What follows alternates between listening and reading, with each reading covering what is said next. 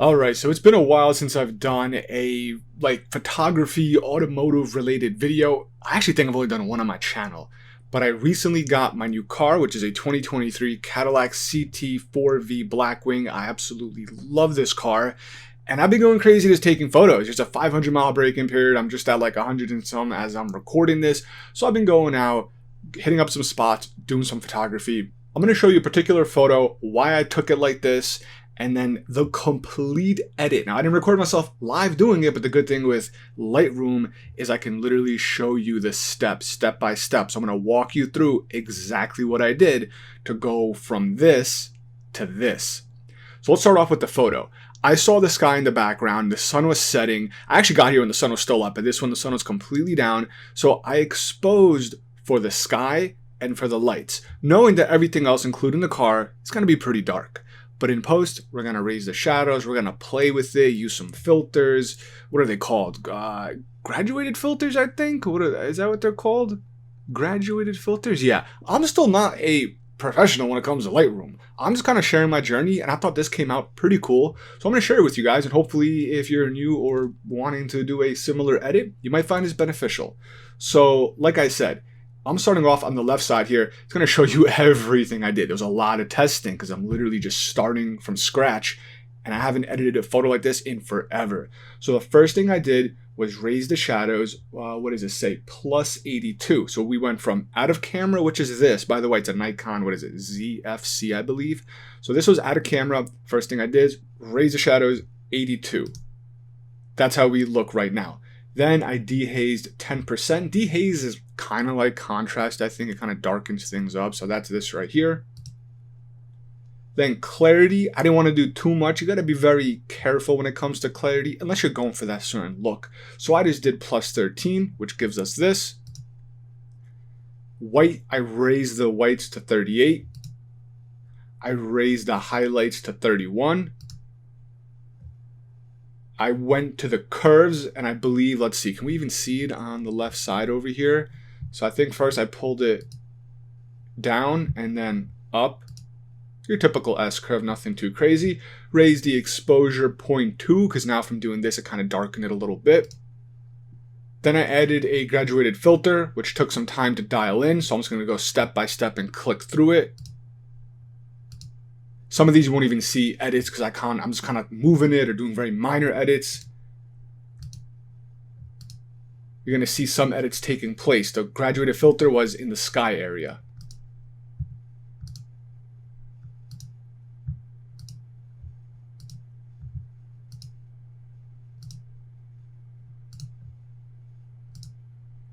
And this is where we ended up. So if we take a quick look, we put the graduated filter, then I played with the shadows, exposure, clarity, color temperature, color tint, again temperature, tint, and then ended up here with color, and then here's me just going off, on, and I'm like, yeah, I like that. So if we actually go up here and can we see what I did for the graduated filter? Let's take a peek. Yeah, so it's this right here. I pulled it all the way down, as you can tell. And yeah, exposure down 0.37, shadows up, temperature, tint, some other little things here and there. So that's where we are with that. Then we added a radial filter, and then I noticed that I needed to invert it because I wanted to get the car a little bit brighter. So let's just skip to where I invert it, kind of playing with it a little bit. There we go. So now it's inverted.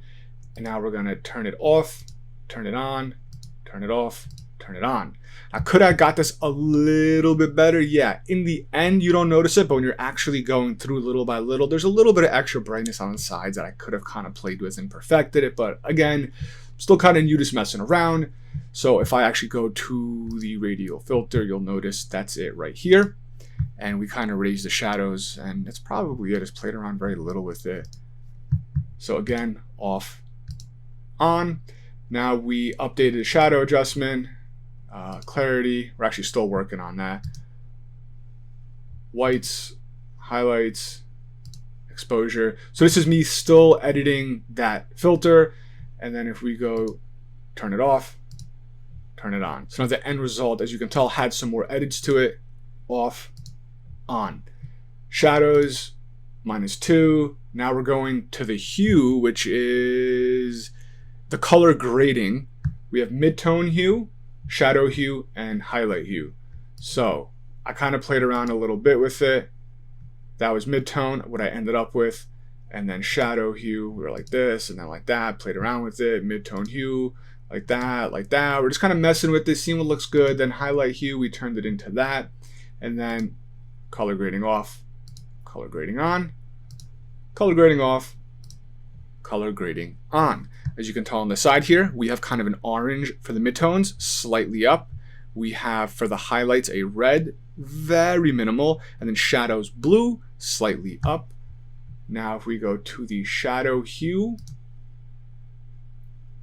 shadow saturation, mid-tone saturation, I think this is me moving them around a little bit more, mid-tone hue, and then this is where it was like the actual final color grading, because it was a little too much before. Like if we just kind of step back to here, there was still a lot going on. So then I kind of still edited it, I hate saying the word edited it. We brought it down. If you're looking on the right hand side, you're going to see that the shadows, the midtones, I pulled them back a little bit. It was a little too much. See them being pulled back?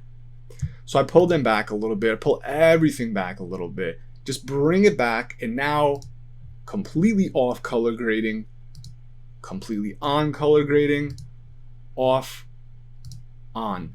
And this was the final result. Now I'm on a Mac. What do you hit? Like the backslash, forward slash? Right underneath the delete button, basically on your keyboard. If you click that button, it'll go from like disabling all your edits and turning them back on. So this was the end result. Out of camera, final edit. I kind of just did this one sit down. It was like midnight, so that's why I didn't record when I did it. But I thought the end result was pretty unique for starting with something that I literally took this photo, and in my mind, I was like, okay, I'm exposing for the sky and the lights. This is going to be me playing around because I haven't done this in forever. Let me see if I can come up with something that looks decent. And this is what I ended up with. Is it the best? Probably not. But I liked it. I thought it looked pretty neat. And after this, what I did was I created a preset with it because there were some other photos that I took during the same session that I exposed in a similar fashion. And when you create a preset, you go up here. I have so many.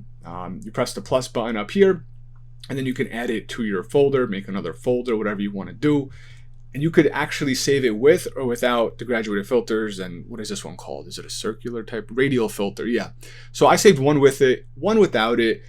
Obviously, if you save it with the filters, you're going to adjust them accordingly depending on where the car is. But that's it for this video. A quick little tutorial on how I took this photo, transformed it into this.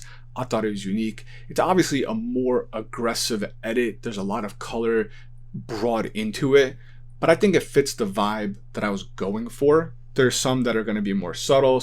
You know, photography is art at the end of the day. All the edits are going to be a little bit different, but this particular one, I was kind of happy with it. Let me know what you guys think. Drop a comment. Let me know what you think about this edit. Let me know what you think about this little tutorial. And maybe in the future, if you want, I could do other little tutorials like this where I have an edit of like a before and after and just walk you through how I got there. Subscribe if you're interested in more. This is an automotive channel, but at times I will throw up content like this where it's automotive related photography and editing. I do have a playlist that's going to be on screen right now if you want to check it out. Probably not too much in there, but if you guys are interested, then I'll definitely create more. Thanks a lot, and I'll catch you guys in the next video.